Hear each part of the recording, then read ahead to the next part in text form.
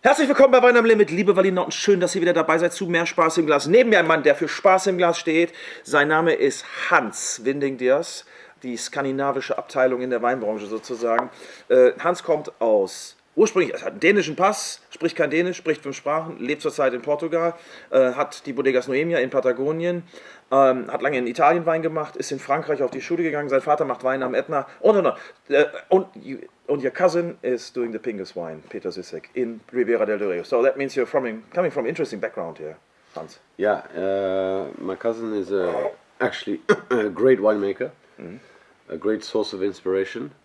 I adore him, and I think he was very much influenced by my father, who's, it's all a family affair, let's say. Interesting. That's your father started, I think, sometime being a war correspondent in Vietnam. Yes. And yes. You were born in South Africa. Yes. And grew up on the farm, Rustenberg. Yeah. Interesting. Yeah. There's not many Scandinavians who have done that career. No, mainly people from Gaul who's called Obelix. They're born in the cauldron of the magic potion. Okay. Yeah. I didn't get that one. Did you? No. No? Well. Do you know Asterix and Obelix? Yes, we do. Yeah. So Obelix is the fat guy. Yeah. Who falls into the marmite of magic potion. Ah, magic potion. Yeah, okay. So it's the same kind of thing. All I right. fell in the marmite, of. In the wine marmite. So Yeah. now you are having a winery in the very south of Argentina. That's right. With your partner. That's right. Which is the Countess Noemia Marrone. No, Noemia Marrone Cinzano. Very well. That's called Bodegas Noemia. I guess it's a tribute to her. So we have a Malbec Rio Negro 2013 called Aliza from Patagonia. First, tell us about Patagonia. We had a tasting yesterday. You mentioned it was like the Culo del Mundo. Yes. And there's something magic about the Culo. Well, yeah. Tell us about the magic of the Culo del Mundo. Basically, it's a place where one would think there are penguins all over the place and icebergs and glaciers. Mm-hmm. But we are in the north of Patagonia, so literally it's not that freezing, and it's a little oasis in the middle of the desert, sandwiched between the mountains, the Andes, and the ocean. Mm-hmm. And basically on the southern side is 2,000 kilometers to Ushuaia, Tierra del Fuego, and on the northern side it's about 1,000 kilometers from Buenos Aires. So, quite isolated. How did you get there? Probably you were hiking or... Not really. I went there for wine consultancy and for one of the oldest wineries in the area that was built in 1909. And I was struck by the discovery of old vines, very old vines, the climate, the whole environment, which is, I think, a wine growing paradise. Mm-hmm. So very clean, very isolated. Yeah. And you have Pre-phylloxera grapes or vines you can work with. Yeah, Masal selection. Fantastic. So yeah. Purest material in a very pure environment. Yeah, I guess exactly. that's the magic. Exactly. Yeah. So we're having the first wine now here on the table, and it's called Rio Negro Aliza. Aliza is dedicated to my grandmother. Mm-hmm. So here's to her. Cheers. And cheers. And color is for Malbec, which is a grape variety which grows all over Argentina. So yeah. It's quite a dark color. It is quite a dark color. I mean, it does go on the overtones of very dark ruby, or can even go onto the kind of purple colors.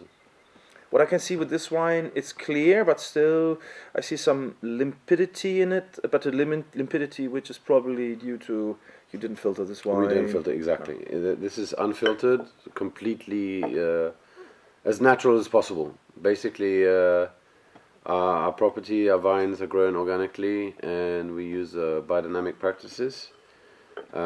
This is certainly not for a marketing reason. It is mainly for the health of the area, and it makes sense because Patagonia is a very clean place. There's a maximum humidity of 40%, so there are no diseases, and it just made sense to us.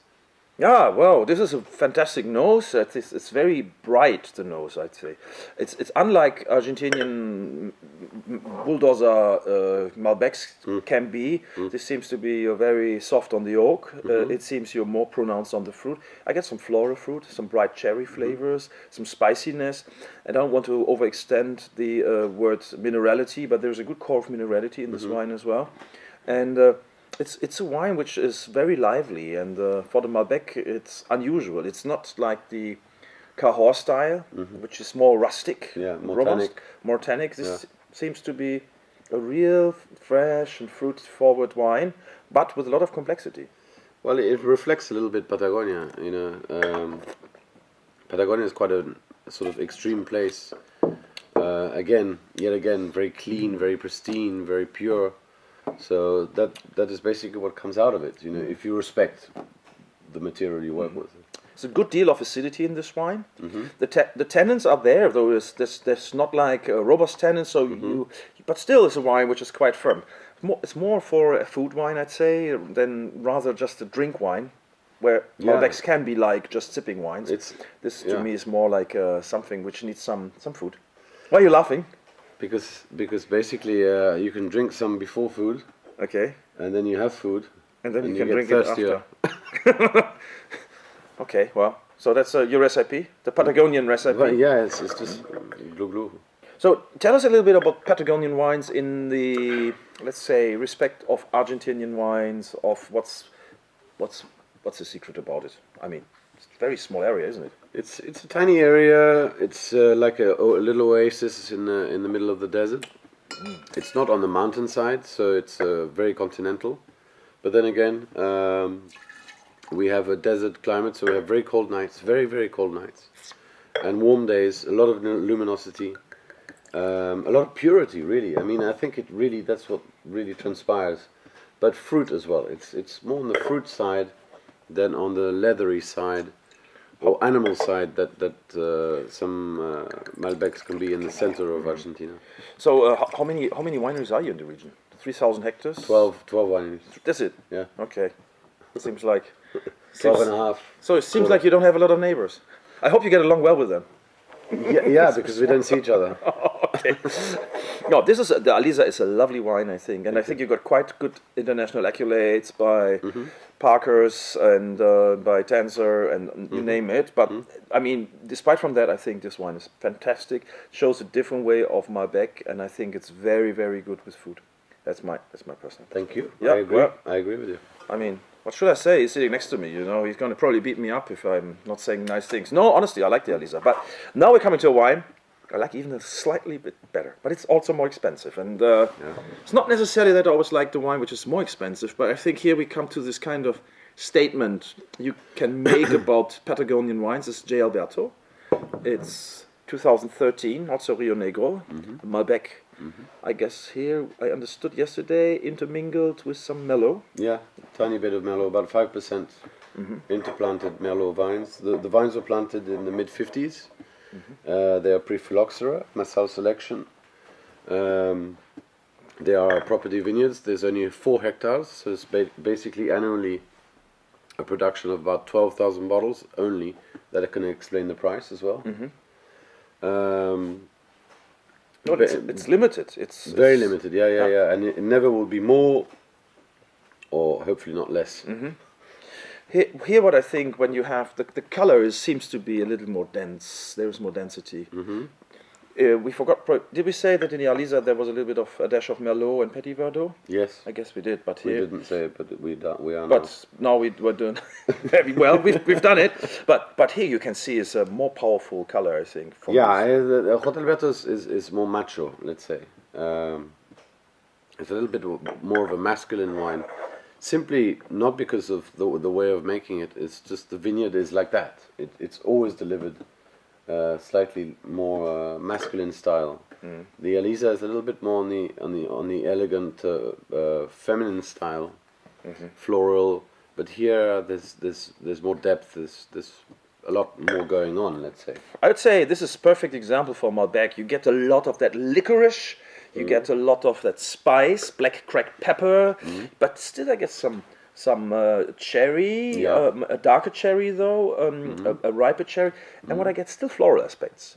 Not not maybe as much as in Yaliza, but it's a beautiful combination. It has a little bit to do with Syrah in the flavor profile, though it stays more linear.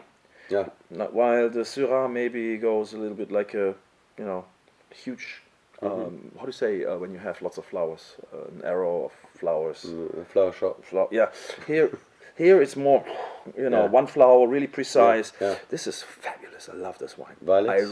Violets. Yeah. That's it. Yeah. I get it. Wow. And cherry is more like a maraschino. Like a some things you soak in rum or other things. Yeah.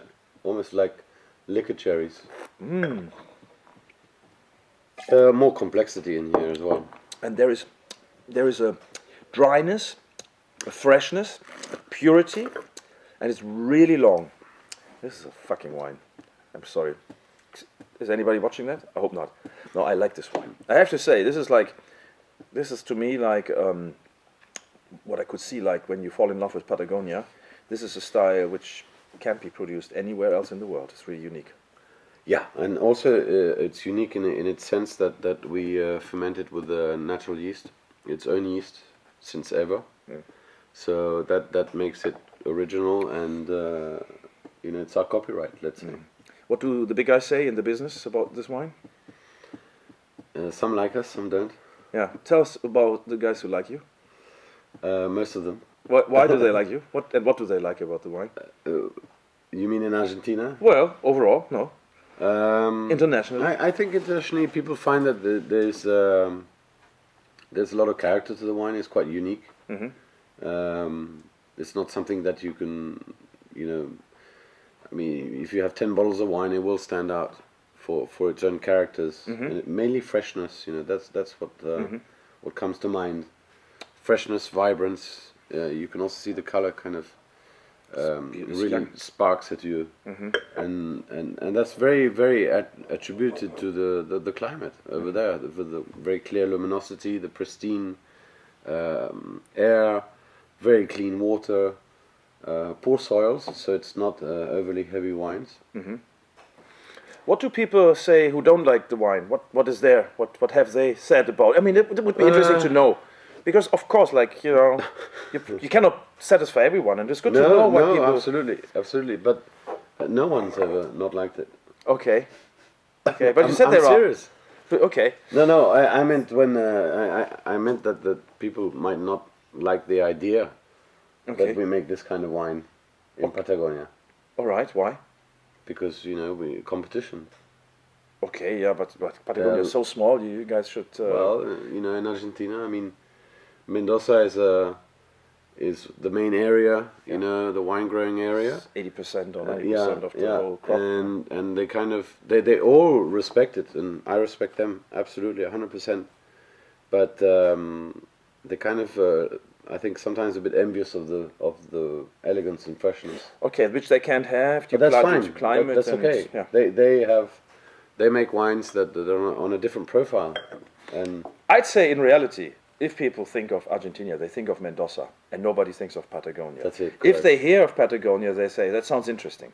Yeah. And they might taste it, and then they find out, wow, that's a flavor profile. They're not used to it. Yeah. Because this is kind of opposing to the, let's say, normal Argentinian Mendoza, Bulldozer, Malbecs, which are changing too, I understand. They are changing, absolutely. But you are having something special, and of course I understand nobody wants to give the crown jewels to a small region like Patagonia. Yeah, Culo del Mundo. Yeah, because you're the Culo del Mundo. So. Soulpunkte.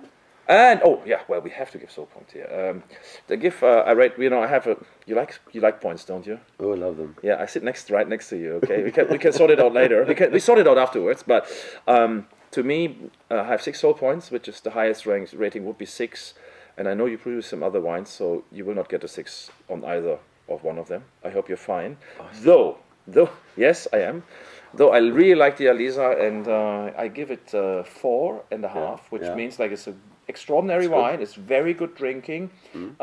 It's special, but it's not a complete wine. Yeah. And the J. Alberto, I give 5.5. Wow. Yeah, that's too much. But I'm only doing the faith because I'm afraid. No, I'm afraid of you, and so I don't want to end up in a cage fight with my friend from Argentina here. So you went. No, because I would win. So Okay. Yeah. Don't give me. Okay, no, but to me it's 5.5. This is really like great wine. I think. Thank you. This is so pure, so direct, so fresh. That's like a fist in the face. Some of you deserve that. I know. Yeah, deserve that wine, not the fist in the face. So you can choose between a fist in the face or that wine. I'd rather take the wine. And I know the wines are not really cheap, but they're very difficult to produce. And I understand sometimes you want to drink something else, you just need to spend more money. And I haven't seen, you're not having any golden toilet like Saddam Hussein or anything, so... Not yet. Not yet, okay. No, we ordered them. Okay. Yeah, but they take a while to come in the mail to Patagonia. All right. Vielen Dank, Hans. Dankeschön. Nice that you stopped by. I understand you're on a trip through Europe, and I say thank you all, dear Valinauts, and keep on posting, keep on drinking better wine, have more Spaß im Glas, as we say here. Bye bye. Ciao.